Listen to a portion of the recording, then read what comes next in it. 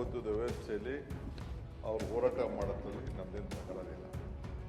ಅವ್ರು ಕೇಳ್ತಾ ಇದ್ದಾರೆ, ನ್ಯಾಯ ಕೇಳ್ತಾ ಇದ್ದಾರೆ. ನಾನು ಹಿಂದೆನೆ ಅಧ್ಯಕ್ಷರಾಗಿದ್ದಾಗ ನಾನೇ ನಾಗೇಂದ್ರ ಅವ್ರ ಕೈಲಿ ರಾಜೀನಾಮೆ ಹೋಗಿ ಇದು ತನಿಖೆ ಆಗಲ್ಲಪ್ಪ ಹೋಗ್ತೀನಿ 2 ವರ್ಷ ಆಯಿತು. ನಾವು ಏನು ಬೇಕೋ ತನಿಖೆ ಮಾಡಿಸಿದ್ದೇವೆ. ಈಗ ಅವರು ರಾಜೀನಾಮೆ ಕೊಡಬೇಕು ಅಂತ ಕೇಳ್ತಾ ಇದ್ದಾರೆ.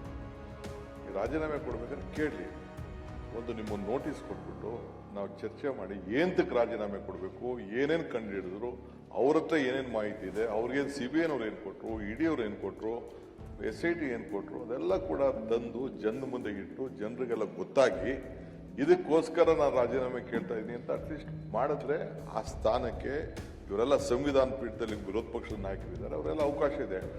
ಅದು ಬಿಟ್ಬಿಟ್ಟು ಚರ್ಚೆನೂ ಮಾಡಲ್ಲ, ಬಾವಿಗೂ ಬರಲ್ಲ, ನೋಟಿಸು ಕೊಡಲ್ಲ. ಇದನ್ನ ರಾಜೀನಾಮೆ ಕೊಡಿ ಅಂತಂದ್ರೆ ಇದು ನಾವು ಹಾಕೊಟ್ರಂತ ಒಂದು ಪದ್ಧತಿ ಮೇಲೆ ಇಲ್ಲಿ ನಾವು ಕೆಲಸ ಮಾಡ್ತಾ ಇದ್ದೀವಿ. ಸೊ ಎಲ್ಲಿ ನಡೆದಿದೆ ಈ ರೀತಿ first time without giving A notice ಇದ್ರ ಬಗ್ಗೆ ಕೇಳ್ತಾ ಇರೋದು ಇದು ಸರಿ ಇಲ್ಲ. ನಾನು ವಿರೋಧ ಪಕ್ಷದ ನಾಯಕರಿಗೆ ಎಲ್ಲರೂ ಕೇಳ್ತಾ ಇದ್ದೀನಿ, ಒಂದು ನೋಟಿಸ್ ಕೊಡಿ, ಚರ್ಚೆ ಮಾಡೋಣ.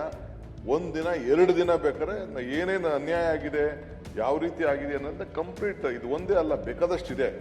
ನಾವು ಬೆಳಕು ಚೆಲ್ಲಕ್ಕೆ ಅವಕಾಶ ಇದೆ, ಅವರು ಬೆಳೆದ ನಾನು ಅವ್ರಿಗೆ ಕನ್ವಿನ್ಸ್ ಆದರೆ ತೀರ್ಮಾನ ಮಾಡಲಿ.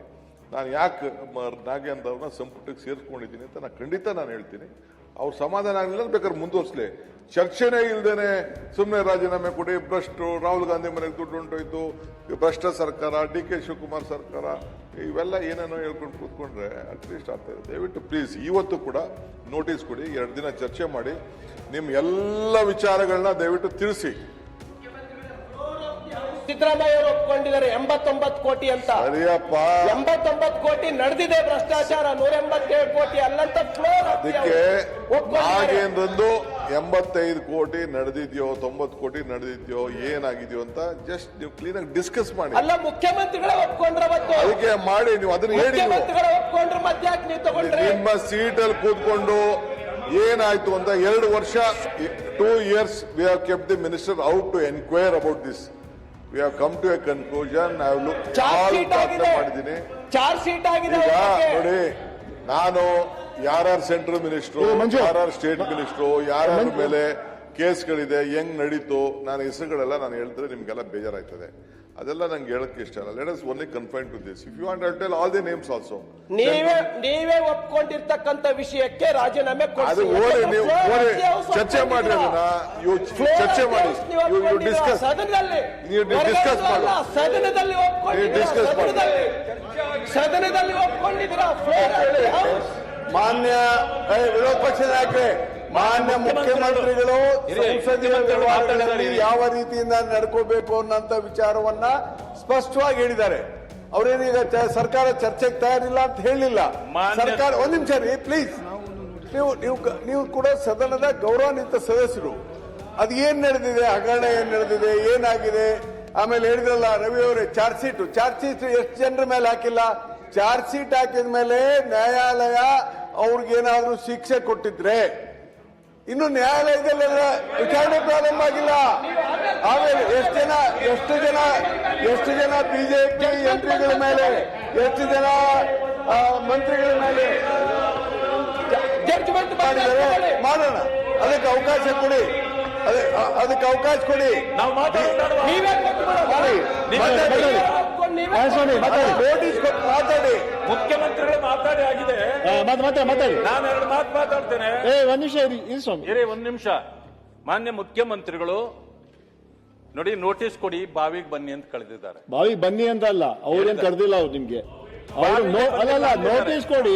ಒಂದ್ ನಿಮಿಷ ಯಾಕೆ ಅವ್ರು ಹೇಳಿದ್ದು ಅಲ್ಲ, ಪ್ರಜಾಪ್ರಭುತ್ವ ವ್ಯವಸ್ಥೆಯಲ್ಲಿ ಯಾವುದೋ ನೋಟಿಸ್ ಕೊಟ್ಟು ಉತ್ತರ ಆಗಿಲ್ಲ ಅಂತ ಮಾಡಿ ಅಂತ ಒಂದು ವಿಷಯ. ಮಾನ್ಯ ಮುಖ್ಯಮಂತ್ರಿಗಳು ಹೇಳಿದ್ದಕ್ಕೆ ನಮ್ಮ ಉತ್ತರವನ್ನು ಕೇಳ್ರಿ.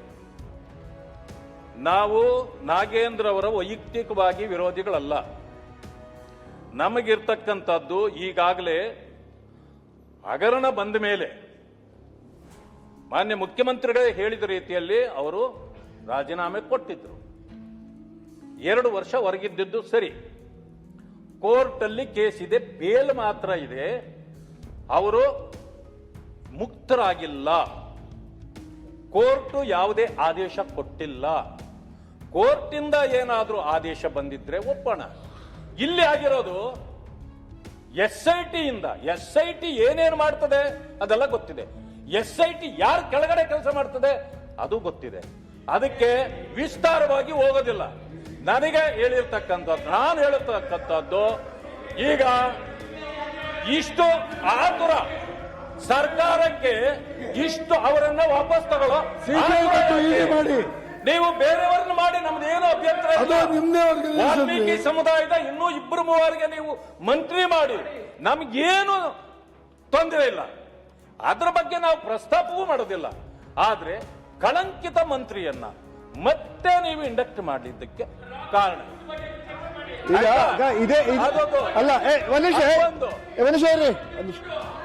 ನಾವು ಅದೇ ವಿರೋಧ ಪಕ್ಷ ನಾಯಕರೇ, ನಾವು ಇದೇ ಹೇಳ್ತಾ ಇರೋದು. ನೀವು ಚರ್ಚೆಗೆ ಬನ್ನಿ, ಚರ್ಚೆ ಮಾಡಿ ಅಂತ ಹೇಳ್ತಾ ಇದೀವಿ. ಮುಖ್ಯಮಂತ್ರಿ ಹೇಳಿದ್ರು ಚರ್ಚೆ ಮಾಡಿ, ನೋಟಿಸ್ ಮಾಡಿ, ಚರ್ಚೆ ಮಾಡೋಣ. ಈಗ ನೀವು ಇದರಲ್ಲಿ ಚರ್ಚೆ ಮಾಡುವಂತದ್ದು ಏನು ಉಳಿದಿಲ್ಲ. ವಜಾ ಮಾಡಿ ಆಮೇಲೆ ಚರ್ಚೆಗೆ ಬರ್ತೀವಿ. ವಜಾ ಮಾಡಿ ನಾವು ಸಹಕರಿಸ್ತೇವೆ. ಸರ್, ನೋಟಿಸ್ ಕೊಡಕ್ಕೆ ಒಂದು ಸಮಸ್ಯೆ. ನೋಟಿಸ್ ಕೊಟ್ಟದ್ದು ಏನ್ ಹೇಳ್ಬೇಕು ಅಂತಿದ್ದೀರಾ? ಅಧಿಕೃತವಾಗಿ ಹೇಳಿ, ದಾಖಲೆಗಳು ಅವರೇ, ಮಾಧ್ಯಮದವರು ಅವರೇ, ರಾಜ್ಯದ ಜನ ನಿಮ್ಮ ವಿಚಾರನ ಮಾಧ್ಯಮದ ಮುಖೇನ ರಾಜ್ಯಕ್ಕೆ ಕೊಡಿ. ನೋಟಿಸ್ ಕೊಡಕ್ಕೆ ಏನ್ ಸಮಸ್ಯೆ? ಆಯ್ತು, ಒಂದು ಅಧಿಕೃತವಾಗಿ ನಾವು ರಚನೆ ಮಾಡ್ಕೊಂಡಿರ್ತಕ್ಕಂಥ ಸಂವಿಧಾನಬದ್ಧವಾಗಿ ರೂಲ್ಸ್ ಇದೆ, ನಿಯಮಾವಳಿಗಳ ಪ್ರಕಾರ ಚರ್ಚೆಗೆ ಬನ್ನಿ. ನೋಟಿಸ್ ಕೊಡಕ್ಕೆ ನೀವು ಏನ್ ಬೇಕಾದ್ರೂ ಆರೋಪ ಮಾಡಿ, ದಾಖಲಾತಿಗೆ ಹೋಗ್ಲಿ. ಮಾಧ್ಯಮದವರು ವರದಿ ಮಾಡಲಿಕ್ಕೆ ಮಾತುಗಳಲ್ಲ, ರಾಜ್ಯ ಜನಕ್ಕೆಲ್ಲ ಹೇಳಿ. ರಾಜ್ಯದವರು ನೋಟಿಸ್ ಕೊಡಿ. ನೋಟಿಸ್ ಕೊಡ್ಲಿಲ್ಲ ಅಂದ್ರೆ ನೀವು ನೋಟಿಸ್ ಕೊಡದೆ ಬರೀ ನೀವು ಮಾತಾಡ್ತಾ ಕೂತ್ಕೊಳ್ಳೋಕೆ ವಿತಂಡವಾದ ಮಾಡ್ತೀರಿ. ವಿತಂಡವಾದ ಮಾಡಬೇಡಿ, ನೋಟಿಸ್ ಕೊಡಿ. ಮುಖ್ಯಮಂತ್ರಿಗಳು ಹೇಳ್ತಾರಲ್ಲ ನೋಟಿಸ್ ಕೊಡಿ ಅಂತ. ಸೆಂಟೆನ್ಸ್ ತಗೋಬೇಡಿ. ಮಾನ್ಯ ಮುಖ್ಯಮಂತ್ರಿಗಳ ತಮ್ಮ ಮುಂದೆ ನಾನು ಕೈ ಜೋಡಿಸಿ ಒಂದು ಪ್ರಾರ್ಥನೆ ಮಾಡ್ತೇನೆ. ಯಾವ ವಿಚಾರ? ಅಲ್ಲ, ಯಾವ ವಿಚಾರ? ಮಾನ್ಯ ಕಾಶಪ್ಪನವರು ಅದು ದಲಿತರನ್ನ ನಿಂದಿಸಿದ್ದಾರೆ.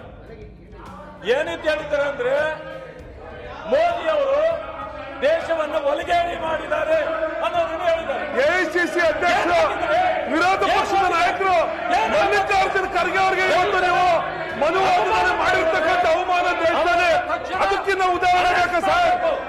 ನೀವು ಅಸ್ಪೃಶ್ಯತೆ ಬಗ್ಗೆ, ದಲಿತರ ನಿಂದನೆ ಬಗ್ಗೆ ಮಾತಾಡೋದಕ್ಕೆ ನಿಮ್ಗೆ ಏನಲ್ಲ ಸರ್ ರೈಟ್ಸ್? ಕಾಶಪ್ಪನವರನ್ನ ಇವತ್ತು ನೀವು ಖರ್ಗೆ ಅವರು ನಡೆಸ್ಕೊಂಡಿರ್ತಕ್ಕಂಥ ರೀತಿ ಹೇಳಿ ಸರ್. ಖರ್ಗೆ ಅವ್ರನ್ನ ನಡೆಸ್ಕೊಂಡಿರ್ತಕ್ಕಂಥ ರೀತಿ, ಮಲ್ಲಿಕಾರ್ಜುನ್ ಖರ್ಗೆ ಅವ್ರನ್ನ ನಡೆಸ್ಕೊಂಡಿರ್ತಕ್ಕಂಥ ರೀತಿ, ಇವ್ರಿಗೆ ಯಾವ ನೈತಿಕತೆ ಇದೆ ಇವ್ರಿಗೆ? ಸಾಧ್ಯ ಇಲ್ಲ. ಮಲ್ಲಿಕಾರ್ಜುನ್ ಖರ್ಗೆ ಅವ್ರನ್ನ ರೀತಿ ಎರಡೂ ಕಡೆ ಅದು ಚರ್ಚೆ ಆಗಲಿ. ಮಲ್ಲಿಕಾರ್ಜುನ್ ಖರ್ಗೆ ಅವ್ರನ್ನ ನಡೆಸ್ಕೊಂಡಿರ್ತಕ್ಕಂಥ ರೀತಿ ಚರ್ಚೆ ಆಗಲಿ. ತಕ್ಷಣ ಬದಲಿಸಬೇಕು. ಮಾನ್ಯ ಮುಖ್ಯಮಂತ್ರಿಗಳಲ್ಲಿ ನನ್ನ ಮನವಿ ಇದೆ. ಮೊದಲು ಮಲ್ಲಿಕಾರ್ಜುನ್ ಖರ್ಗೆ ಅವರು ಚರ್ಚೆ ಆಗಲಿ, ಅವ್ರನ್ನ ನಡೆಸ್ಕೊಂಡಿರ್ತಕ್ಕಂಥ ರೀತಿ ಚರ್ಚೆ ಆಗಲಿ. ಅವರೆಲ್ಲ ಬಂಧಿಸಬೇಕು. ದಯಮಾಡಿ ನೀವು ದಲಿತರಿದ್ದೀರಿ, ವಿರೋಧ ಪಕ್ಷದ ನಾಯಕರಿದ್ದೀರಿ. ಮಲ್ಲಿಕಾರ್ಜುನ್ ಖರ್ಗೆ ಅವ್ರ ಬಗ್ಗೆ ಏನ್ ಹೇಳ್ತೀರಿ ಸರ್? ಮಾತಾಡೋಕೆ ಉತ್ತರ ಕೊಡಿ ಸರ್. ಮಲ್ಲಿಕಾರ್ಜುನ್ ಖರ್ಗೆ ಅವ್ರನ್ನ ನಡೆಸ್ಕೊಂಡಿರ್ತಕ್ಕಂಥ ರೀತಿ ಬಗ್ಗೆ ಹೇಳಿ. ಅದು ಪ್ರೆಸ್ ಮೀಟ್ ಅಲ್ಲಿ ಈ ರೀತಿ ಮಾಡಬೇಡ. ಮಾನ್ಯ ಮುಖ್ಯಮಂತ್ರಿಗಳು ಅವರನ್ನ ಖರ್ಗೆ ಅವರು ಮಾಡಿರ್ತಕ್ಕಂಥ ಅವಮಾನ, ಇಡೀ ದೇಶಕ್ಕೆ ಮಾಡಿರ್ತಕ್ಕಂಥ ಅವಮಾನ, ಅವ್ರನ್ನ ಅರೆಸ್ಟ್ ಮಾಡಿಸ್ಬೇಕು. ಖರ್ಗೆ ಅವರು ಮಾಡಿರ್ತಕ್ಕಂಥ ಅವಮಾನ, ಇಡೀ ದೇಶಕ್ಕೆ ಮಾಡಿರ್ತಕ್ಕಂಥ ಅವಮಾನ. ಕರ್ನಾಟಕ ರಾಜ್ಯಕ್ಕೆ ಮಾಡಿರ್ತಕ್ಕಂಥವ್ರು ನಮ್ಮ ಖರ್ಗೆ ಇದನ್ನು ಒಪ್ಕೊಂತಾರ ಕೇಳಿ. ಸಭಾಪತಿಗಳೇ, I am on point of order. I want certain clarification from the chair. I am on the point of order and there certain clarification from the chair. ನೋಡಿ, ಮಾನ್ಯ ಸದನದ ಕಾನೂನನ್ನ ಒಂದ್ ನಿಮಿಷ ಅವಕಾಶ ಕೇಳಿ. ಮಾನ್ಯ ಸಭಾಪತಿಗಳೇ, ನಾನು ನೋಡಿ, ಕರ್ನಾಟಕ ಒಂದ್ ನಿಮಿಷ ರೀ. ಕರ್ನಾಟಕ ವಿಧಾನ ಪರಿಷತ್ತಿನ ಕಾರ್ಯವಿಧಾನ ಹಾಗೂ ನಡವಳಿಕೆ ನಿಯಮಗಳನ್ನ ಈ ಸದನ ನಿಯಮಾವಳಿಯನ್ನ ಮಾಡಿರುತ್ತದೆ. ಈ ಸದನವೇ ನಿಯಮಾವಳಿ ಮಾಡಿರುತ್ತದೆ. ಮತ್ತು ಈ ಸದನದ ನಿಯಮಾವಳಿಯಲ್ಲಿ ಸೆಕ್ಷನ್ 68 ಅಲ್ಲಿ ಸಾರ್ವಜನಿಕ ಮಹತ್ವದ ಜರೂರು ವಿಷಯಗಳ ಮೇಲೆ ಅಲ್ಪಕಾಲ ಚರ್ಚೆ ನಡೆಸುವುದು 68 ಸೆಕ್ಷನ್ ಚರ್ಚೆ ನಡೆಸಲು ಸೂಚನೆ ಕೊಡುವುದು. ಸಾರ್ವಜನಿಕ ಮಹತ್ವದ ಒಂದು ಜರೂರು ವಿಷಯದ ಮೇಲೆ ಚರ್ಚೆ ನಡೆಸಲು ಅಪೇಕ್ಷಿಸುವ ಯಾರೇ ಸದಸ್ಯರು ಚರ್ಚೆಗೆ ತರಬೇಕೆಂದಿರುವ ವಿಷಯವನ್ನು ಸ್ಪಷ್ಟವಾಗಿ ನಿರ್ದಿಷ್ಟವಾಗಿ ನಮೂದಿಸಿರುವ ಲಿಖಿತ ಸೂಚನೆಯನ್ನು ಕಾರ್ಯದರ್ಶಿಗೆ ಕೊಡಬಹುದು.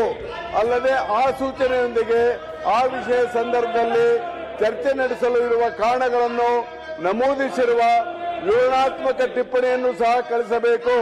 ಅಷ್ಟೇ ಅಲ್ಲದೆ ಈ ಸೂಚನೆಯು ಕನಿಷ್ಠ 2 ಸದಸ್ಯರ ಸಹಿಯನ್ನ ಹೊಂದಿರಬೇಕು ಅಂತ ಇದೆ. ಆಮೇಲೆ ಸೆಕ್ಷನ್ 69 ಸೂಚನೆಯನ್ನು ಅಂಗೀಕರಿಸುವ ಮತ್ತು ಕಾಲವನ್ನು ನಿರ್ಣಯಿಸುವ ವಿಚಾರವನ್ನು ಸಭಾಪತಿಯವರು ತೀರ್ಮಾನಿಸಬೇಕು ಅಂತ ಇದೆ. ಅಧ್ಯಕ್ಷರು, ಹೀಗಿರುವಾಗ ನಮ್ಮ ಮುಖ್ಯಮಂತ್ರಿಗಳು ಸ್ಪಷ್ಟವಾಗಿ ಹೇಳಿದ್ದಾರೆ, ಸದನದ ನಿಯಮಾವಳಿಯಂತೆ ನೀವು ಈ ಮಹತ್ವವಾದಂತಹ ವಿಷಯವನ್ನ ನೋಟಿಸ್ ಕೊಡಿ, ಅದಕ್ಕೆ ಸರ್ಕಾರ ಚರ್ಚೆಗೆ ತಯಾರಿದೆ ಅಂತ ಸೌಜನ್ಯತೆಯಿಂದ ಹೇಳಿದ್ರು ಕೂಡ ಮಾನ್ಯ ವಿರೋಧ ಪಕ್ಷದ ನಾಯಕರು, ಮಾನ್ಯ ಸದಸ್ಯರುಗಳು ಸದನವನ್ನ ಈ ತರ ನಡೆಸಿಕೊಳ್ಳುವುದು ಸರಿಯಾದದ್ದಲ್ಲ. ಅದು ಅವರು ಅದಕ್ಕೆ ನಾನು under 68 of the house rules 69 rules ಪ್ರಕಾರ ದಯವಿಟ್ಟು ನೀವು ರೂಲಿಂಗ್ ಕೊಡ್ಲೇಬೇಕು ಮತ್ತು ಅವರು ಈ ತರ ವರ್ತನೆ ಮಾಡುವುದನ್ನ ಅವರಿಗೆ ನಿಲ್ಲಿಸಲಿಕ್ಕೆ ತಾವು ಸೂಚನೆಯನ್ನ ಕೊಡಬೇಕು.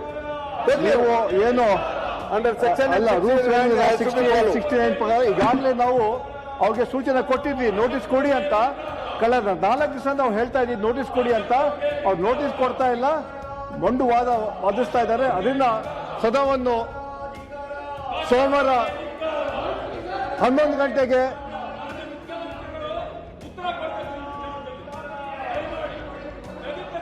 ಅಪಮಾನ ಮಾಡಿದ್ರೆ ಕಾಶ್ಯಪ್ ಅವರಿಗೆ ಕೊಟ್ಟಿದ್ದೀವಿ. ನಮ್ಮ ಹಕ್ಕುಗಳ ಖುಷಿ ಆಗ್ತಾ ಇದೆ, ನಮ್ಗೆ ನೋವು ನಡೀತಾ ಇಲ್ಲ ಅಂತ. ಕಾಶ್ಯಪ್ ಅವರಿಗೆ